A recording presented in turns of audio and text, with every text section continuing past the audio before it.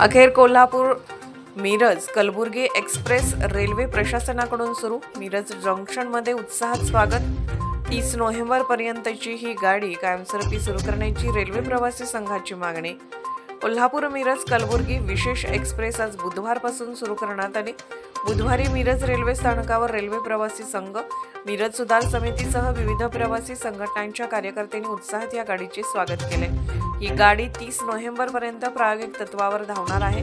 दरम्यान ही गाडी कायमस्वरूपी सुरू करण्याची मागणी रेल्वे प्रवासी संघाने केली आहे। सांगली, कोल्हापूर आणि सोलापूर जिल्ह्यातील प्रवाशांची मागणी तसेच रेल्वे प्रवासी संघ, मिरज सुधार समिती, रेल्वे कृती समिती व रेल्वे प्रवासी संस्थांसह अन्य प्रवासी संघटनांनी पाठपुरावाचा रेटा लावल्याने रेल्वे प्रशासनाने कोल्हापूर मिरज कलबुर्गी विशेष एक्सप्रेस सुरू करण्याचा निर्णय घेतला होता।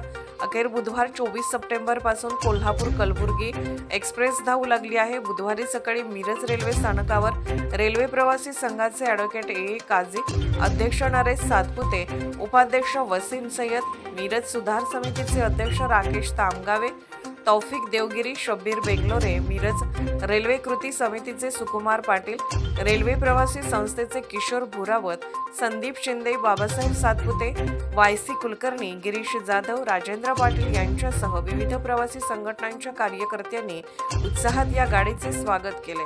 चालक व गार्डचा सत्कार करण्यात आला। ही विशेष एक्सप्रेस गाडी 30 नोव्हेंबरपर्यंत शुक्रवार वगळता दररोज धावणार आहे। कोल्हापूरहून सकाळी 6:10 वाजता सुटेल, मिरजेहून सकाळी 7:50 वाजता सुटून दुपारी 2:30 वाजता सोलापूर आणि कलबुर्गीला दुपारी 4:10 वाजता पोहोचेल।